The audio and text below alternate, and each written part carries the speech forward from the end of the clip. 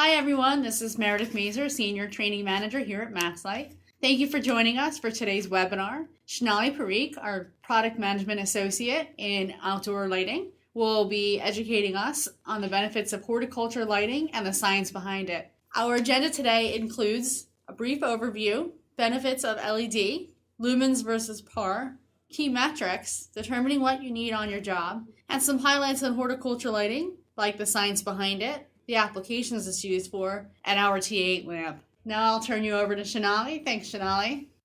Hi everyone, thanks for joining us today. So this is going to be a little bit different than most of the webinars I've conducted with you guys in the past. Instead of throwing a lot of specs and details at you about wall packs and area lighting, I wanted to take some time and go over the science behind horticulture lighting and some of the new products that MaxLite has introduced for this product category. So what exactly is horticulture lighting? Horticulture relates to anything that has to do with the art, the science, and the technology for growing agriculture. This doesn't necessarily mean that agriculture that's grown indoors or outdoors. It encompasses the entire application of agriculture growth. And LED lighting has been more and more recently used to supplement and or substitute natural sunlight to grow plants in various cases. And I'll go into more details about how LED lighting actually works and what the applications are for it later. Now, you may wonder how big the market size truly is for horticulture lighting. And to be fair, this is still in the early adoption phase. While the rest of us realize the benefits of LED lighting in our traditional sectors, horticulture lighting possesses a challenge not only due to the fact that the science behind plant growth is hard to replicate using LEDs, but also because it's still in an early adoption phase where not a lot of growers and farmers are willing to switch over to LED technology. At the same time, the market is faced for explosive growth. By some reports, by 2020, growth is expected to be almost $2 billion in the market with a CAGR of almost 27%. And more LED lighting is finding more and more applications to efficiently grow plants, conserve space, and improve yields. Now, how is LED horticulture lighting different from our standard LED lighting? Now, with horticulture lighting, the main concern is how much usable light is actually reaching the plant, which isn't necessarily a concern in any other sector. And also keep in mind that not all the light that we see as humans is actually seen by the plant itself and used by the plant to convert into energy. Because of the different sector and the different requirements for horticulture lighting, we also no longer use wattages, lumens, efficacies to really compare grow lights and their ability to perform well in a particular setting. The three key metrics that horticulture lighting really focuses on is photosynthetic photon flux, PPF, photosynthetic photon flux density, PPFD, and photon efficiency. And I'll go into details about what all those three metrics mean in a few slides. Now, it's important to keep in mind that while there are several benefits of LED lighting that we're already used to, such as wattage reduction and energy savings, keep in mind that much like with other specialty markets, LED lighting needs to do something different for horticulture. The biggest payoff that everyone is really looking for in this market is whether you get a higher production yield and how effectively you're able to produce this yield.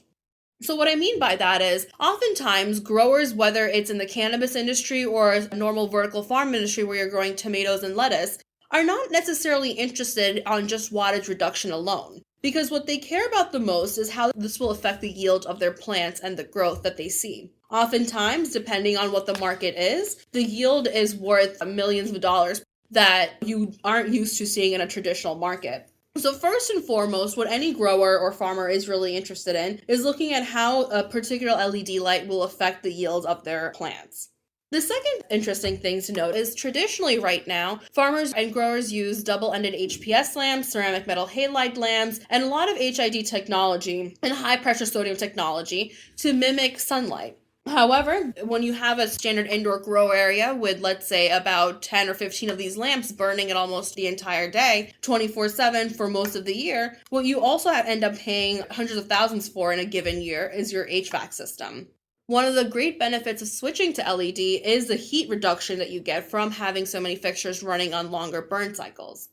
And of course, finally, our standard wattage reduction is an important feature and an important benefit of switching over to LED lighting. But again, first and foremost, anyone who's switching over to LED lighting in these markets is concerned about how it's going to affect their plant growth and their yields. After which, they start looking at HVAC savings and wattage reductions. And it's important to keep in mind because this is something completely different from what we're traditionally used to. Now I'm going to go into a little bit more about the science behind what a plant sees and what humans see. We're used to comparing lights in terms of lumens, and lumens are a unit of measurement based on how sensitive a human eye is to a given fixture or a lamp in a well-lit condition. And if you take a look at the graph on the left-hand side, you see that we notice light in the visible wavelength region, peaking out at around 550, 600 nanometers. But if you take a look at what a plant actually quote-unquote sees, plant actually sees more light than humans. And what I mean by sees is this is the amount of light that a plant realizes it's receiving and is able to somehow use it to convert it into energy. So unlike humans, plants actually see a huge spectrum of light. Now, between 400 nanometers and 700 nanometers, this is called the photosynthetic active radiation area, PAR, or PAR. Plants see light within that 400 to 700 nanometer range the best, and that light is traditionally used by a plant to support photosynthesis. Keep in mind that not all the light that a plant sees actually gets used in the photosynthetic process, but it is something to consider when you look at the different horticulture fixtures that are available to you. Now that we know what PAR is, you may have some questions, such as how much PAR does a fixture produce? That is the photosynthetic photon flux, which is ppf. It's important to know how much PAR your lamp or your tube or your fixture produces because that's the amount of light that's actually used by your plant. Anything outside that PAR range is quote-unquote wasted light because while it may exist, the plant doesn't see it and therefore doesn't use it in any way, shape, or form. ppf is generally measured in micromoles per second, and micromoles is generally a measurement of the amount of photons released. How much of the PAR is available to plants? Now that means photosynthetic photon flux density, or ppfd. Now, just because you have a lot of ppf from a fixture doesn't mean all that light is reaching your plant. For example, you might have a fixture that's mounted 30 feet above your canopy, which means that, yeah, you get a great coverage area, but by the time that light actually reaches their plants, a lot of it has been wasted to the sides and it doesn't actually reach the plant cells like you need it to. And of course, if you have a fixture that's very, very close to the canopy, let's say about 6 inches above the canopy, then as long as you're minimizing hot spots based on your fixture, you're able to get a pretty decent coverage area if your fixture is built right, and you're also able to get a pretty high ppfd. Now, to get an idea of what that means is if you took a 1,000-watt metal halide lamp, the equivalent ppfd for an LED fixture would probably be somewhere around the 1,000-1,200 micromole per meter squared per second range. And keep in mind that ppfd changes with coverage area and height. So ppfd is a measurement of density, so it's going to be influenced by how much the coverage area of the fixture is. And as you increase the height, ppfd will decrease at a rate of square root of the height. So the higher you go, you may get a larger coverage area, but you also lower the amount of actual effective PAR reaching your plant. How much energy does the fixture need to deliver PAR to plants? Now that's answered by the photon efficiency. That measures basically how well a fixture takes the electrical energy from the voltage input and converts it to usable PAR photons. And finally, coverage area. So at a given mounting height, what area of the plant bed is actually covered? Like I said before, as mounting height changes, coverage area and ppfd will change. So you always have to play a delicate balance between being able to stay close enough to your canopy that you get great ppfd while also avoiding any hot spots and unnecessarily tight distributions. Now keep in mind that comparing LED horticulture fixtures, you have to make sure you're not comparing apples to oranges.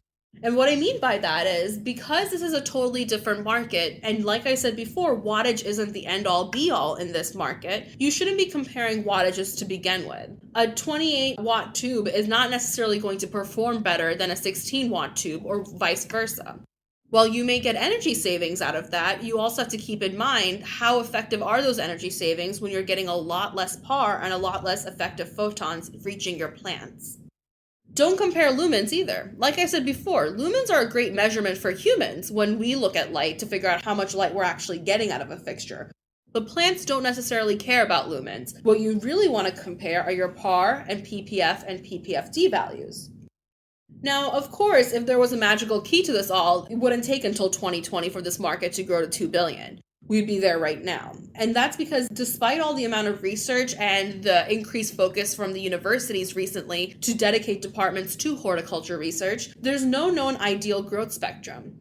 You still have a lot of growers out there who've been growing for several years who believe that a full spectrum, basically white light, is the best way to grow plants, whereas you have a lot of newer growers who are just now entering the market because of the introduction of LEDs who believe that a dual spectrum of red and blue light is the best way to grow plants. There's no known ideal spectrum, and as you'll look online, whether it's with fixtures or with tubes, you'll also realize that nobody offers just one spectrum. A lot of people will offer ability to customize or give you a variable spectrum values that you can use to grow and flower your plants. You should also understand how PAR and PPFD vary over coverage areas. This isn't just important in terms of your applications and how you actually use your fixtures to grow plants. This is also important when looking at the data provided to you by other companies. Most companies will give you a PAR and a PPFD value at a standard mounting height range that's recommended. But again, as I said before, there's no known spectrum and therefore there's no really known values for mounting heights for any given application. So this will vary depending on the grower.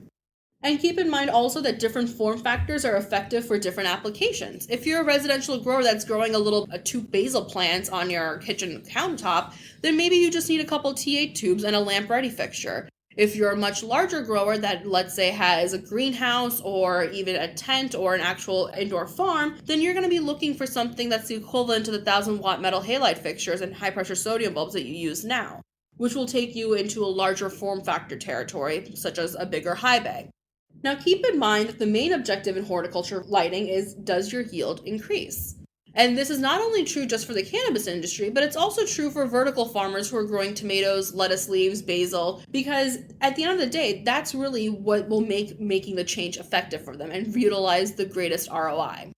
Now, I talked a little bit before about full spectrum versus dual spectrum. And before I go into how plants actually use and read light, so to speak, keep in mind that the three main wavelengths to really take a look at in LED lighting are blue wavelength between 450 and 495 nanometers.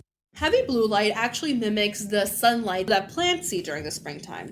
And heavy blue light actually promotes vegetation, which essentially means the time it takes for a little seedling to grow up out of the dirt and grow at a certain predetermined height as determined by the grower before it's ready to start flowering. Far red wavelength in the 620 to 700 nanometer range is heavy red light, which actually promotes flowering. Now this mimics the light the plants see during fall time, where it's a little bit darker and not as bright and blue as it is during the springtime. And finally, a lot of research in the past few years has also shown that the deep red wavelength, also called the 700 to 750 nanometer range, actually promotes the EMERSON effect, which I'll go into a little bit of detail later. But basically, the deep red wavelength often helps jumpstart a plant and kind of encourage it to grow a little bit taller than it normally would. So like I said before, the EMERSON effect is due to the fact that you may introduce a far red light, such as 730 nanometer range, to accelerate stem growth. And the way this works is because if you were to use red light only, let's say, in the 660 nanometer range, which is generally the peak that most companies will offer for flowering, it's ideal for flowering and mimics direct sunlight. That's what plants are used to seeing. But now if you combine that red light with far red light at 730 nanometers, let's say, or a little bit even higher than that, it actually accelerates stem growth, because what happens is when a plant gets 730 nanometer light, it's a little bit darker, and the plant thinks that it's growing under the shade of a bigger plant. So biologically speaking, that plant's instinct is to accelerate stem growth and get out of the shade. So at certain points in time, it may be helpful in the early flowering stage process to use a little bit more far red light to accelerate stem growth before evening it out to just using red light only. Now keep in mind, every scientist, every grower will have their own ideas and theories as to what will help their plants grow. So this is certainly by no means a recommendation of how to actually grow and what spectrum works. But these are some of the things that growers do tend to keep in mind when designing their spectrums. So now, in terms of applications of LED lighting, you can use LED lighting to either supplement or to completely replace your direct natural sunlight. So if you were to use it as a substitution process, this is great for indoor grow areas. Whether you're growing at an indoor factory or an indoor tent farm, this will replace essentially the fact that the plants no longer see direct sunlight. And high pressure sodium and metal halide bulbs are currently used for that reason because they're thought to be able to increase the yield past what would take a normal growth cycle in natural sunlight. It's been shown to accelerate and reduce the actual cycle that it takes for a plant to completely go from seedling to fully flowered. Now, LED lighting is also designed to substitute sunlight as well in an attempt to reduce that growth cycle to even fewer days than what it takes currently with HID technology. You can also use LED lighting in terms of supplemental light. So take a greenhouse, for example. You may use a greenhouse during natural daylight hours and then also supplement the natural daylight with LED lighting at night, depending on your grow light levels. And again, like I said before, you can use LEDs to raise your grow levels and your yields. And another way you may use LED lighting is for photoperiodic effects.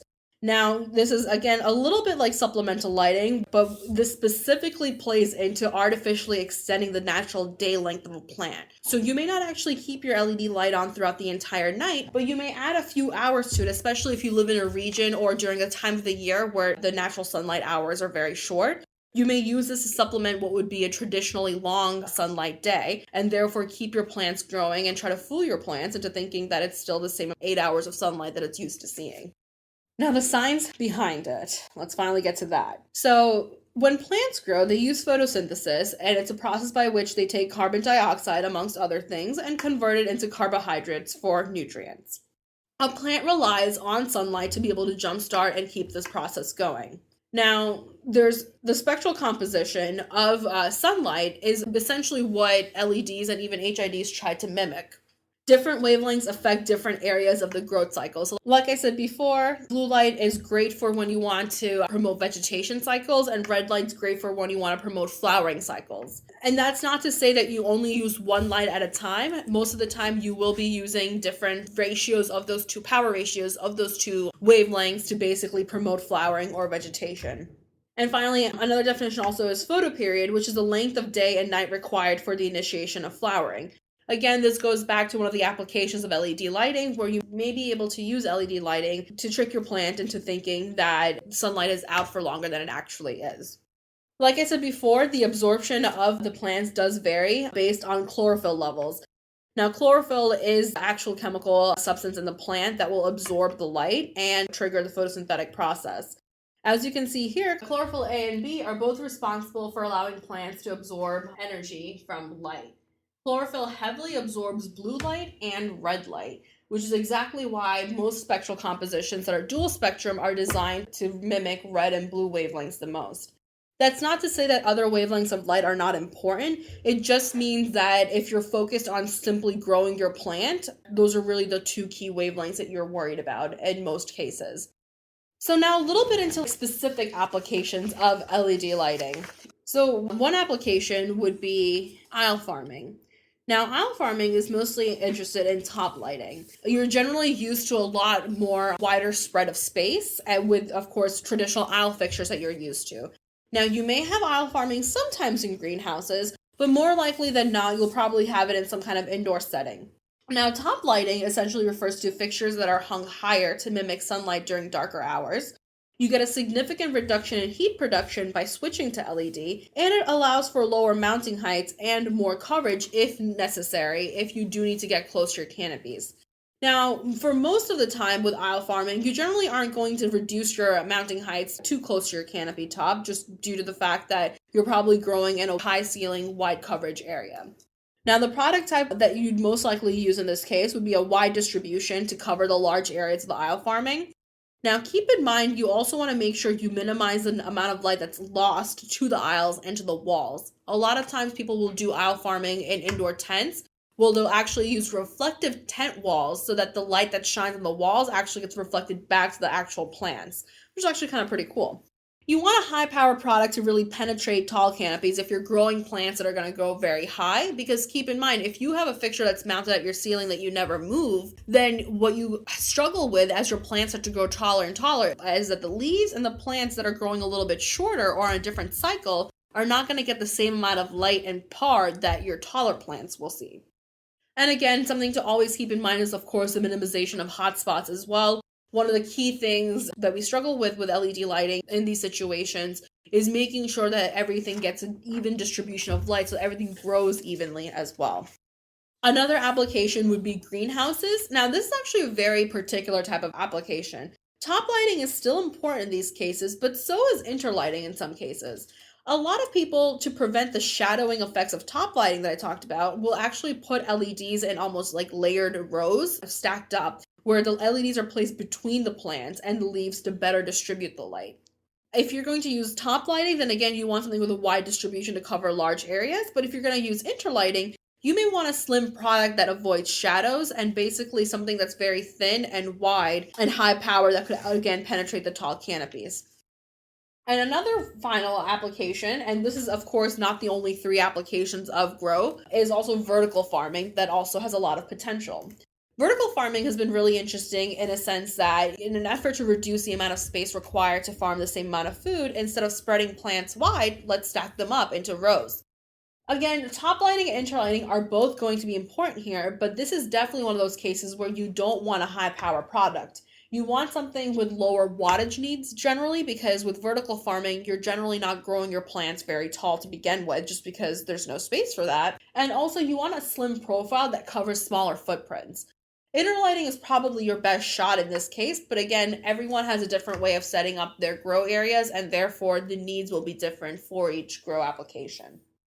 And finally, residential farming. In particular, cannabis is actually becoming a much bigger market as legalization of marijuana spreads across the nation.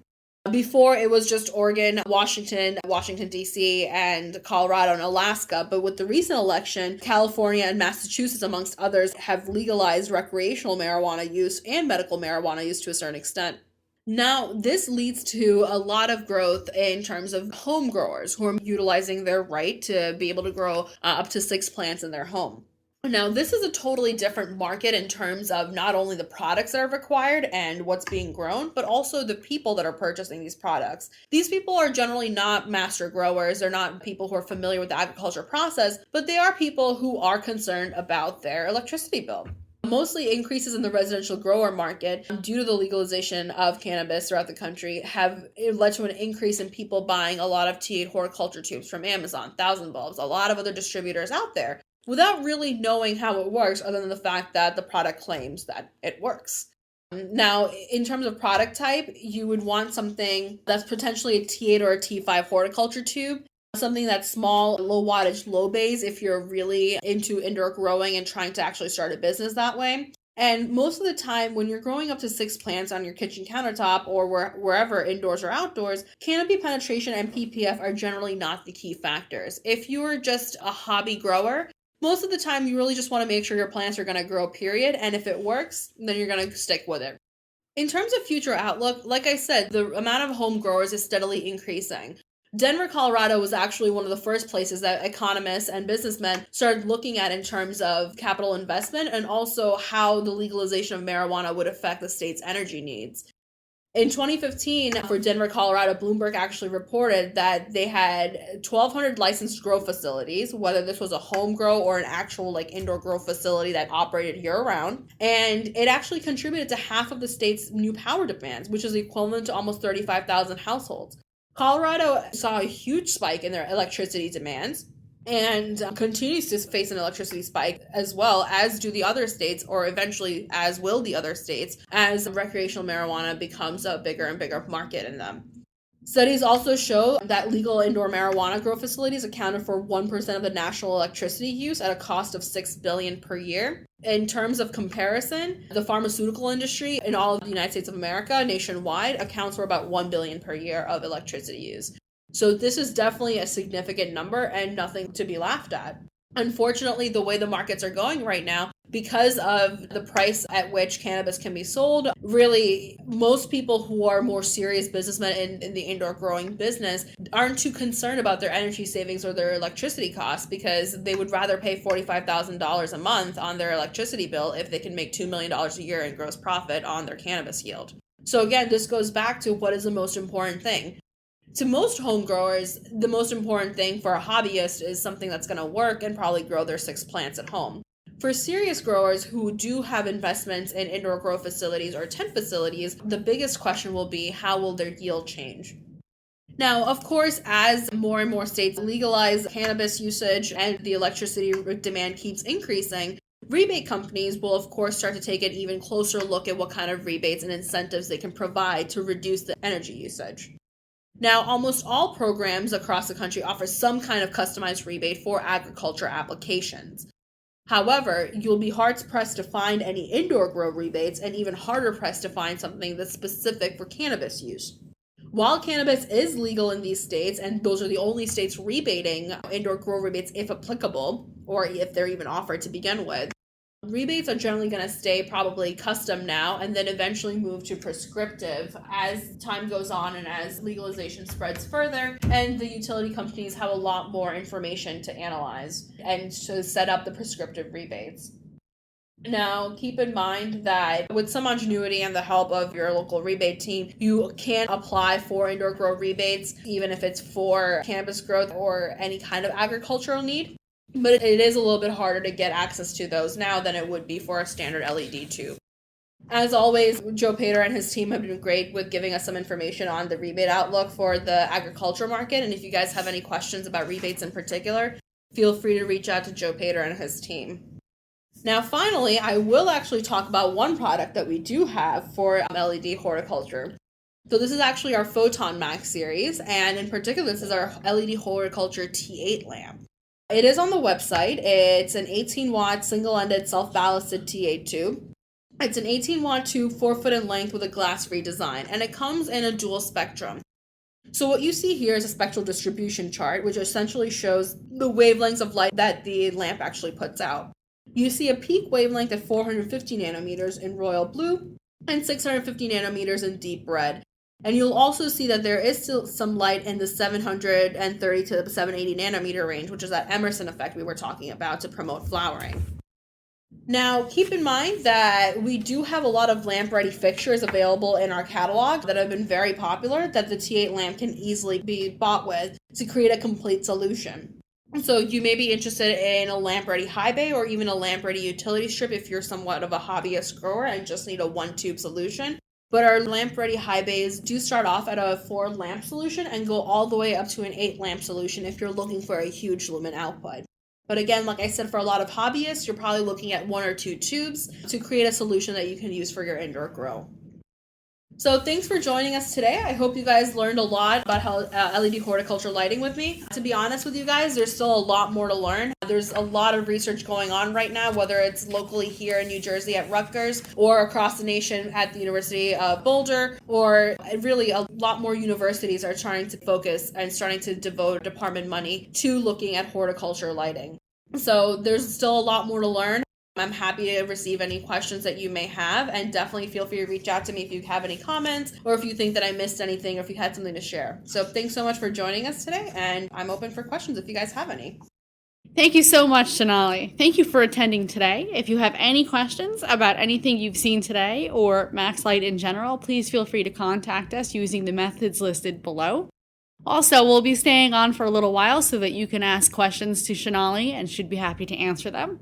We want to wish you and your family a very happy and healthy holiday and new year. Thank you.